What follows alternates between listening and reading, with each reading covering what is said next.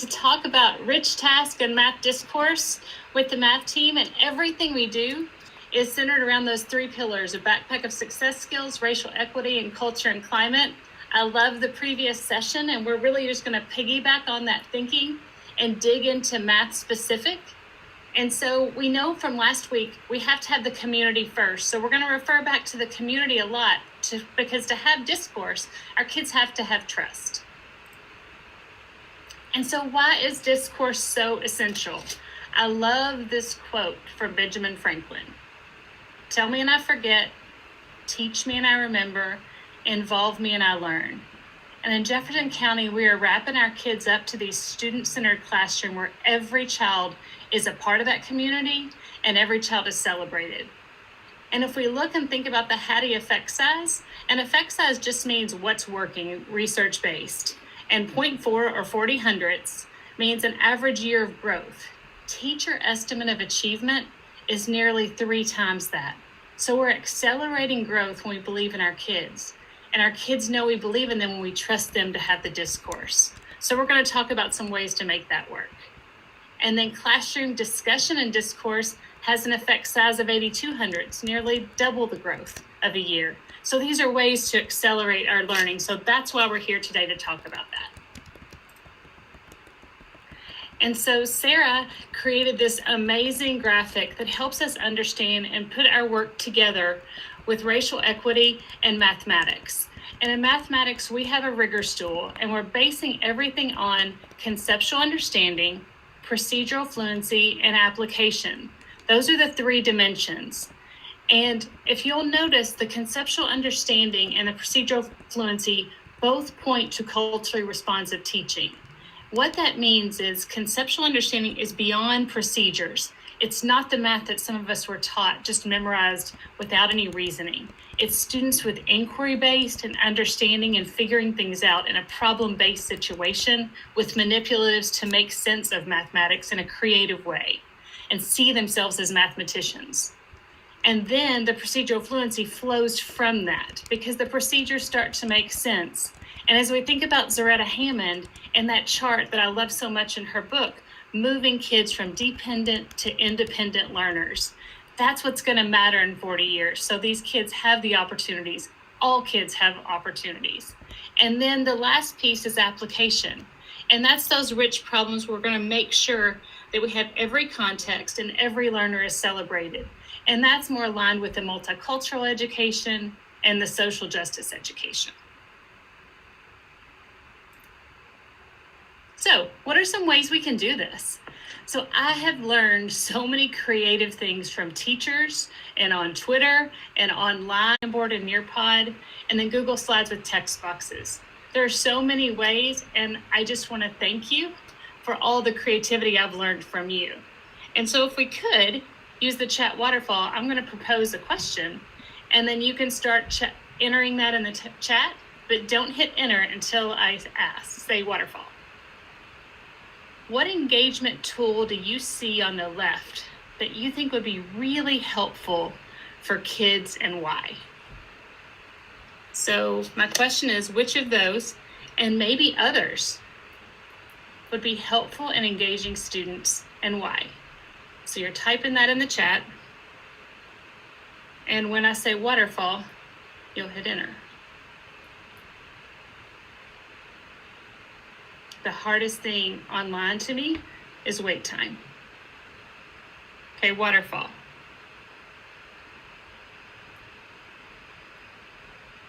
I'm seeing group roles, breakout rooms. Yeah, that's definitely important. And so now we're going to talk about what types of tasks can we engage students with during NTI, and I'm going to pass it to my friend Sara. Thank you, Andrea. So this is just a review from the overview session this morning. There are 7 types of task and distance learning. And so when you're planning, we just need to think about how would I do this in a brick and mortar situation? So here's my lesson. What pieces would I need students to collaborate on and have discussion? And which pieces are we just engaging with content or maybe watching a video?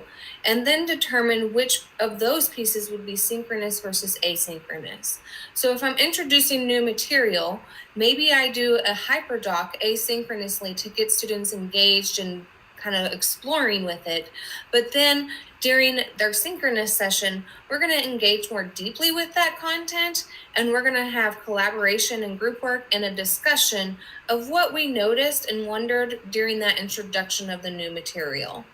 Many of our schools are using illustrative mathematics, especially at the middle school level, and we have several in the pilot at elementary and several high schools that are using it. So if we think of that lesson, the warm-up, that could easily be done asynchronously because we're engaging with that content and I'm just looking to see what students are bringing to the table. So I'm assessing their progress. And so maybe I use a Jamboard to get them interested in collaborating that way. And then during class, we'll go into that first activity where we'll be in our groups, working on that task and discussing, and then synthesizing it as a whole group. And then the reflection and assessment of progress, that exit slip, I could easily assign asynchronously at the end of the session. So just thinking about the types of task and distance learning and how I can balance the synchronous and asynchronous work. Next slide. So on this document, we have examples of those 7 types of task and distance learning. And then on the right, we have an example of how you could use that task and within the lesson that you are doing. So you can practice the power of pause here and pause and review this document. If you want examples or templates of those, just reach out and ask us. We'll gladly give those to you. And there's going to be examples K-12. So not all of these are just middle school or high school or elementary. You're going to have examples from all levels of how you can practice giving support in an NTI. How do I get students to collaborate and do group work? We show you how you can use Google Slides, Google Docs, and Jamboard and Nearpod to do that collaboration. So check out those tasks because there's a lot of examples that maybe you haven't thought of, and maybe you can easily try and adapt what you have been doing to use one of these tasks in the future. Next slide. Andrea, you want to talk about what you've seen in one of the classrooms? Absolutely. So I am so excited for what teachers are doing. I think of where we were with NTI 1.0 and where we are now and how much I have learned from teachers and with teachers. And so when we think about number sense routines, they're really thinking back to that equitable practices, ensuring that all students see themselves as a mathematician. I'm going to start with the importance of those number talk hand signals. Those are really, really important, and I've watched teachers integrate them virtually and across all contents. The reason they're so important is if we think about that kid beside us in class that was flailing their hand in the air while we didn't have a clue what the answer was, and the feeling we got and how we felt defeated, we didn't see ourselves as a scholar, as a mathematician. But as kids are doing this signals, it's more private, so every child's able to think, and their anxiety is lowered, and they all enter that thinking in the math classroom. And so you'll see these signals used. And that's where we start. And also, if you look to this on the right, where it says build upon, really starting to encourage kids to build upon others' ideas. Yesterday, I was in a classroom at Okolona, a kindergarten classroom, and students were talking about which is more butterflies, 5 orange butterflies and 4 yellow butterflies, or something close to that.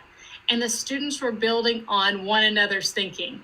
It was amazing when I think Jeremiah said, I agree with Jocelyn because I like the way she drew her dots. I saw my dots that way.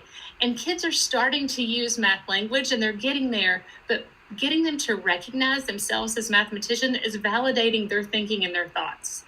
And so on the right, you'll see some questions to deepen discussion. And that's a little teaser that's from Brittany's classroom this afternoon, Brittany Logston from Brett Frank. And she'll be here at 2:30 with Nate and Danielle to share some things working. And so this is like a teaser slide to invite you in.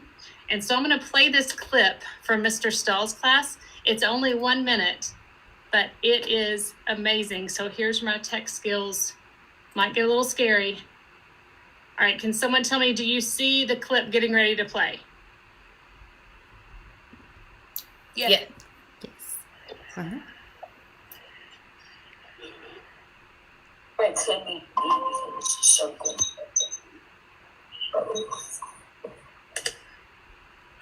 I think it's D because it's the only one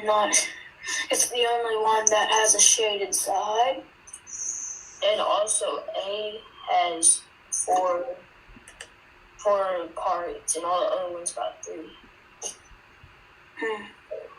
Yeah. Equally, but not the middle.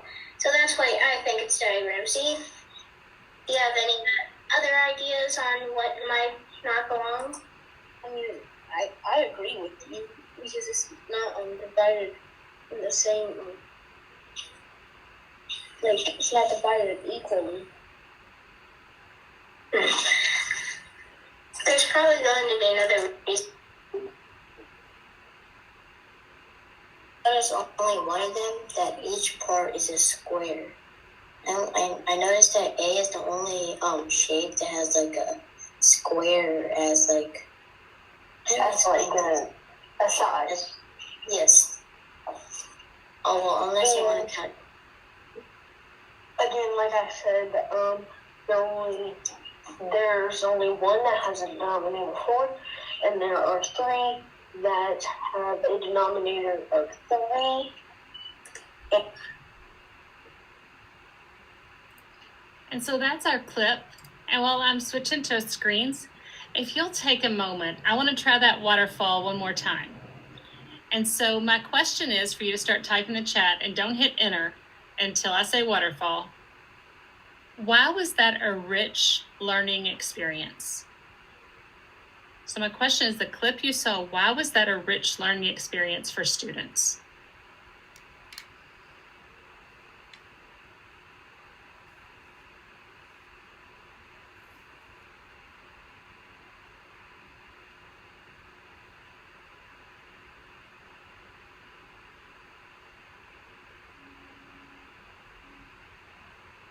Okay, waterfall. I hope I gave you time to respond. And before I move on, I just want to highlight on the left, you'll see the instructional framework, which we've revised a bit. At the top with those number sense routines, there are links that describe those number sense routines and the protocols to ensure that they're equitable for all kids. And then we've refined the workshop model so you see the station rotation as well as the task and share that clearly outlines teacher moves and student moves. And with that, I'm going to pass it to my friend, Amy.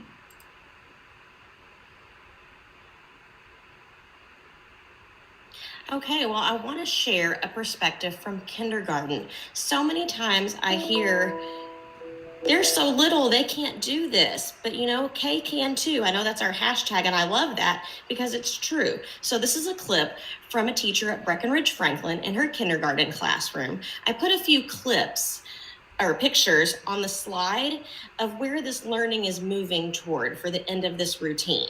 So it starts out with 2 dots, and then you're going to see a clip of how she annotates and have the kids discuss 4 dots, but then it's moving to synthesizing how can we make connections between what they see with a pattern of 2, a pattern of 4, and how that leads to that pattern of 8 and how they see those 8 dots.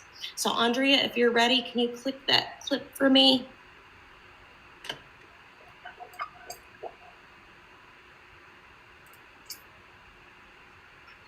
Sorry, I'm getting there, guys. The bottom. Oh, bottom? So you see on this way, Andrew, is that what you're saying? 2, and then 2. All right. Anybody see them different? Anybody see it a different way? Joshua, you're telling me yes. What do you see a different way? I'm the one that's not. So Joshua, you're telling me the top. I'm gonna make you blue, okay? What do you see at the top? That's one on that side and one on that side. Oh, one on this side and one on With that, you're thinking of kind of a week's idea at a time. And what are those specific pieces that you need to be completely asynchronous? to allow the most time for that mathematical discussion. Maybe you utilize a Jamboard to gather students' ideas. Maybe it's what was Stacy. mentioned for the number 17. Stacy, I hate to interrupt. Right You're now, good. we're experiencing a few tech difficulties, so I don't want you to get too involved in it. Okay. No, you're good.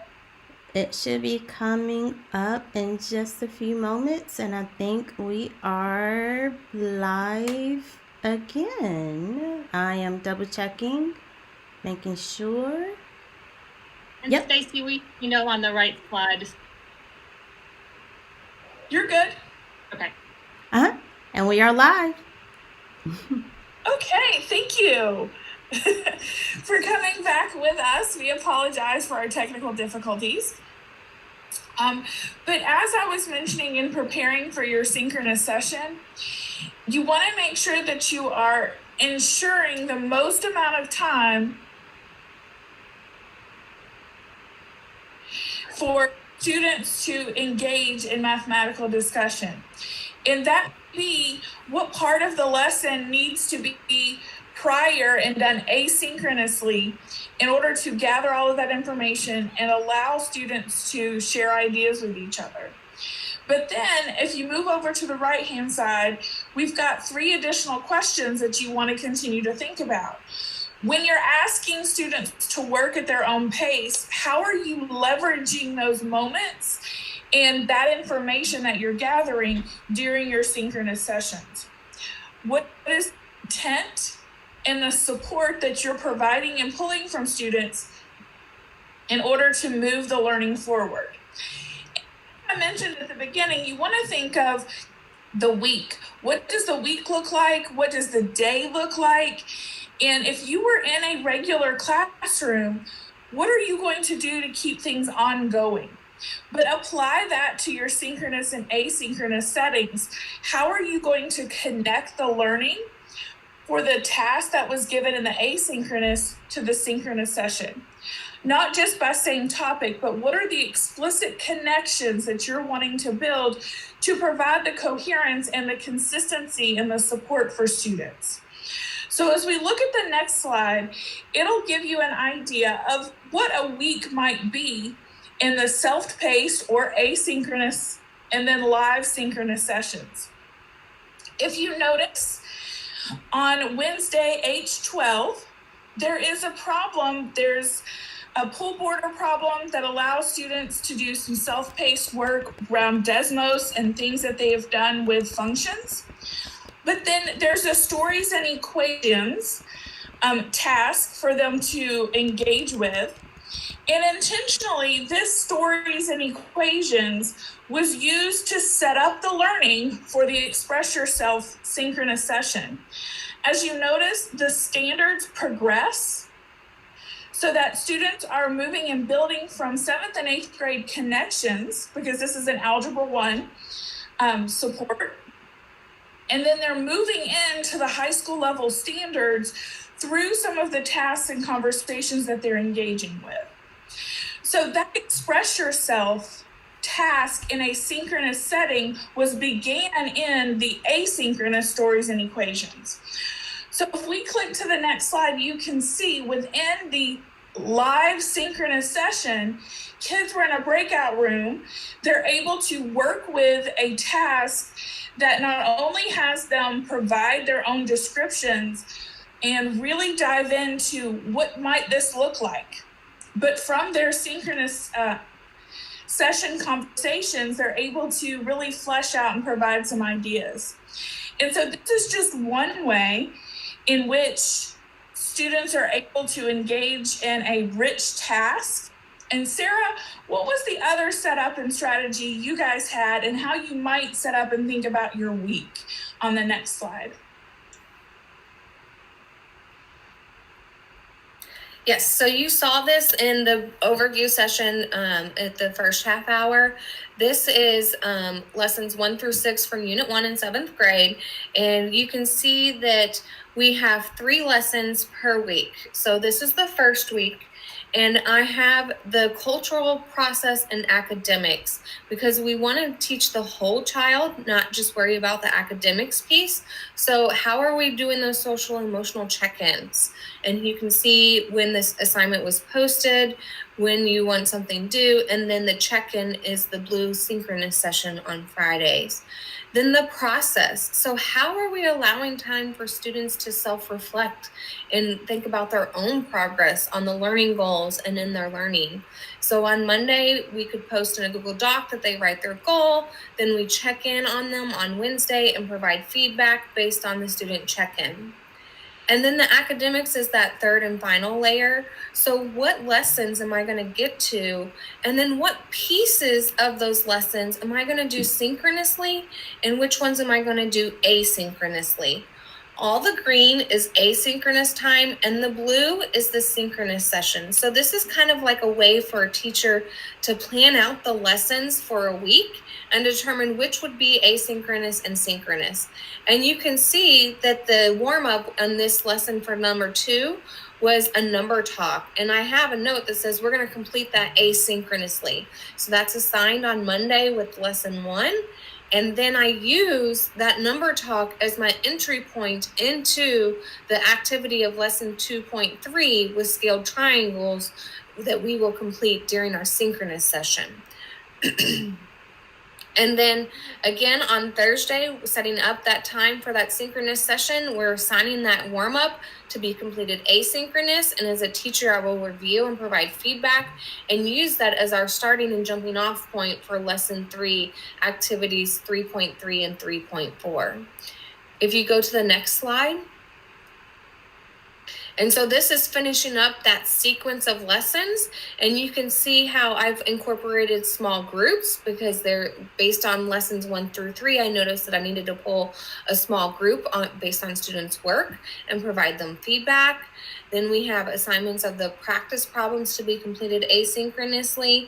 And since we have in math, GeoGebra, Desmos, and Nearpod, and now Pear Deck, all of those are great tools to use and assign work asynchronously because the work is there. So you can go back and review it and provide feedback to students throughout the week.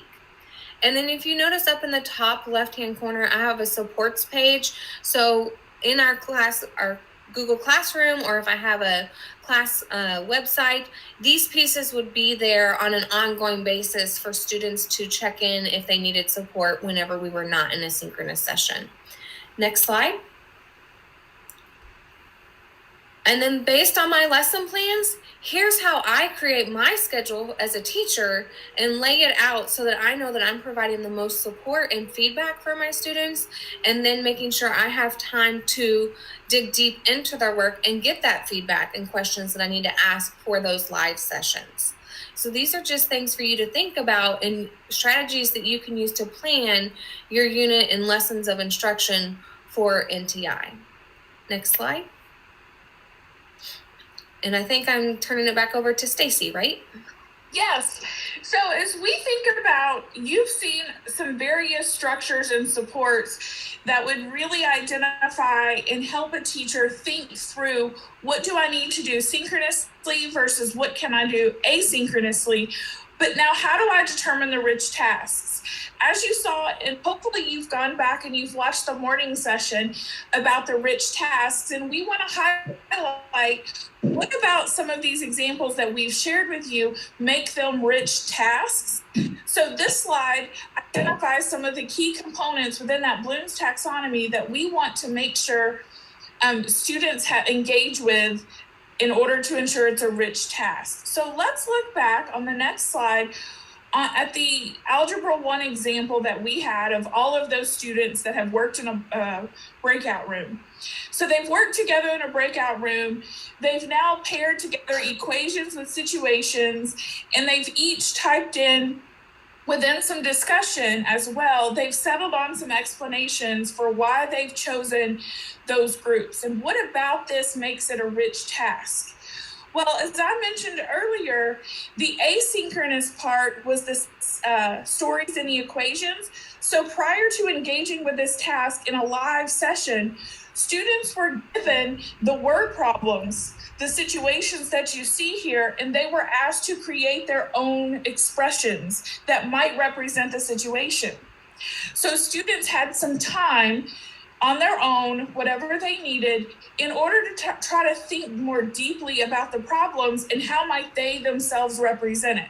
So when they entered the breakout room and saw that, oh, we have some expressions here, conversation needed to take place on did they create equations or expressions that match what's on these cards, or are they different and why are they different?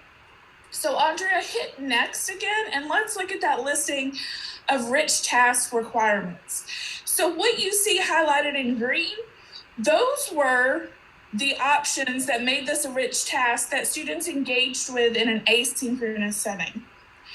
Then within they're in the synchronous setting, actually working through with the teacher, structuring the support, and in the breakout rooms, they're now addressing those highlighted components. They're asking questions of each other because maybe their expressions didn't match the ones that were on the sheet.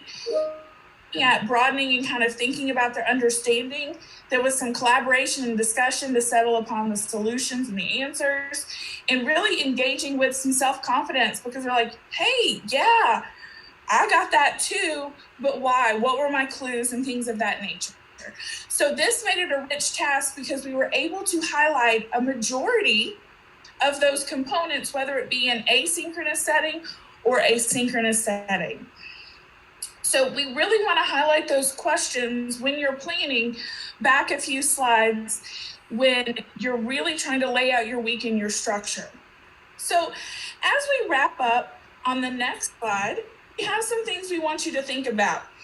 We want you to make sure that you join us later this afternoon in our teacher showcases. We've got some great teachers explaining and demonstrating how they're engaging students in discourse, as well as the number sense routines. We've got some middle and high and then some elementary conversations going on. So we would love for you to join us back this afternoon and watch some of our great teachers at work. So I believe that wraps us up, and I'm going to toss it back over to Danielle unless any of my other colleagues have anything to add. Don't miss this afternoon. Yes, and that is what was in the chat. And I took a sneak peek at the videos, and they were awesome. And thank you all so much for presenting. And I truly do apologize for all the technical difficulties that was experienced during your presentation. But thank you all so much.